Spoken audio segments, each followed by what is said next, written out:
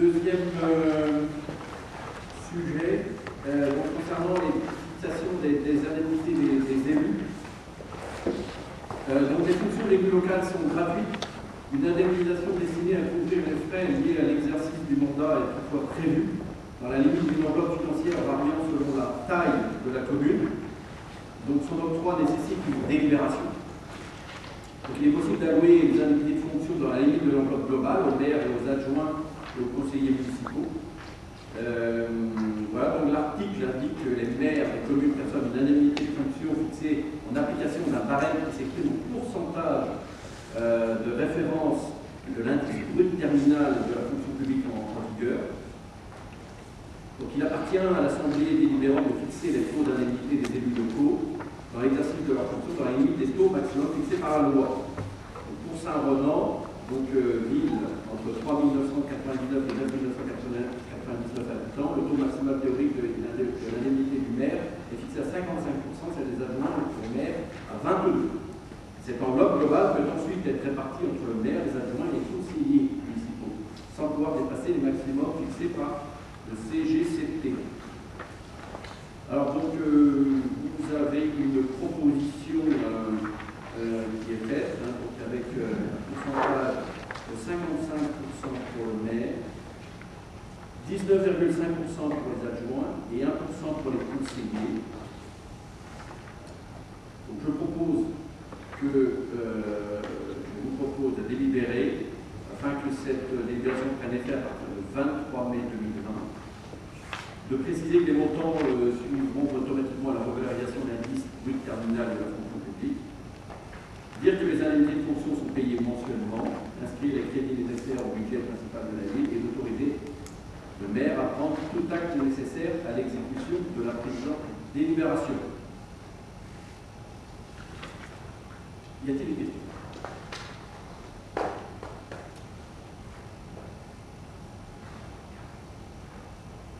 Je vais, avant de passer au vote, vous lire le projet de délibération concernant donc la majoration.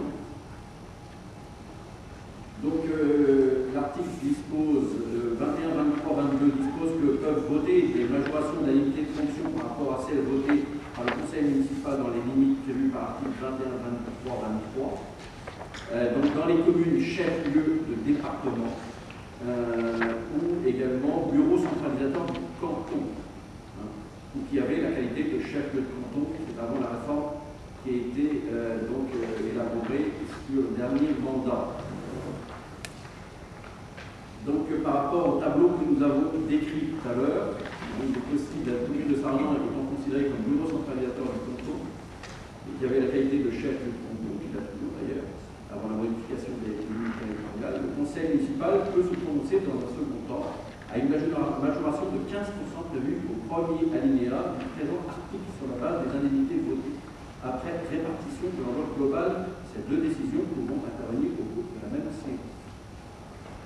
Donc vous avez un tableau identique pour les deux délibérations qui vous montre les taux et les montants mensuels bruts, valables au 23 mai 2020 pour le maire, les adjoints et les conseillers municipaux. Y a-t-il des questions? Oui. Oui. Alors tout d'abord, Monsieur le maire, hier, le Premier ministre nous a mis en garde, le pays doit se battre contre l'impact d'une récession historique. Vous nous avez informé par écrit, je vous recite, les fonctions d'élu local sont gratuites. Dans cet esprit, donc, avec mes collègues du Nouvel Élan, nous reverserons nos 3 premières indemnités d'élus au CCAS pour qu'un fonds de solidarité vienne en aide aux plus fragiles. Nous invitons bien entendu nos collègues qui le souhaitent à nous suivre dans cette démarche.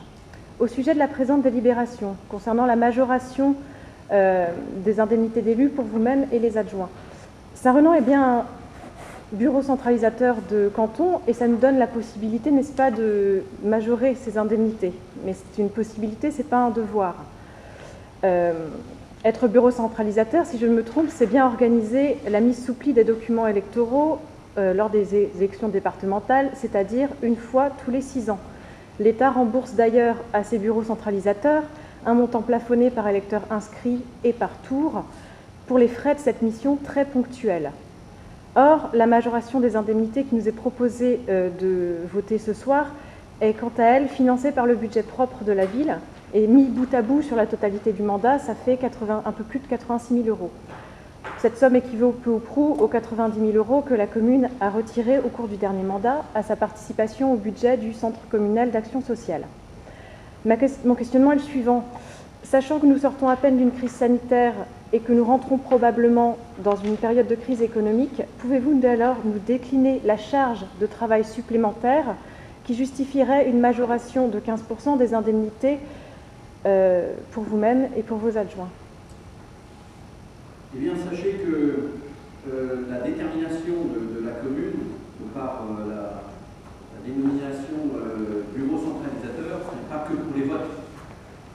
C'est tout ce qu'un maire peut être amené à conduire dans les instances municipales, mais dans les autres aussi, d'autres fonctions. Je parle de la gestion de la trésorerie, de la gendarmerie. Le maire, par définition, est le président du conseil de surveillance de l'hôpital Lejeune, sans un centime d'indemnité. Il intervient régulièrement à la préfecture, au conseil départemental. Voilà. C'est toutes ces dispositions extra-municipales qui permettent de majorer les indemnités de la municipalité, des adjoints et du maire, voilà, de par leur fonction supplémentaire par rapport à d'autres communes. Alors cette majoration, elle est déjà en cours. Ça fait des années qu'on la vote. Et juste pour vous dire, les indemnités des élus, tout compris, c'est 119 000 € sur un budget de 8 millions d'euros de fonctionnement et de 5 à 7 millions d'investissement. C'est un budget, c'est une enveloppe de 119 000 € en 2014. C'est un budget de 119 000 € en 2020. Lorsque les charges salariales augmentent, les indemnités diminuent. Le maire de Saint-Ronan a perdu 100 € d'indemnité par mois entre le début du mandat et la fin. Alors c'est un sujet tabou, c'est un peu démagogue quand même. Moi je veux bien en parler. Ça fera l'objet sans doute de d'autres discussions dans d'autres conseils municipaux. Mais quand on est maire, comme celui de Saint-Ronan, on se lève à 5h30 le matin, on rentre à 22h30 le soir, du lundi au dimanche, et si franchement les indemnités de 1 700 € net mensuels sont trop élevés, c'est un peu de la démagogie, y compris pour les adjoints.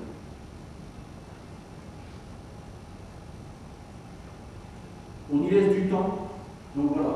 Donc moi, je veux bien tout entendre, ici ou ailleurs, mais il faut peut-être remettre les choses un peu à la place.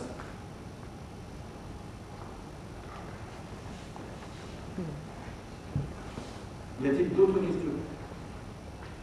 Je vous propose de passer au vote pour la première délibération. On va les voter séparément. Que ceux et celles qui adoptent la première délibération sur dans la fixation des indemnités des élus se manifestent en levant la main. Abstention. Contre. Je vous remercie. Que ceux qui adoptent le projet de deuxième délibération sur l'application de la loi du 27 décembre 2019 des indemnités des élus se manifestent en levant la main. Abstention. Contre. Si.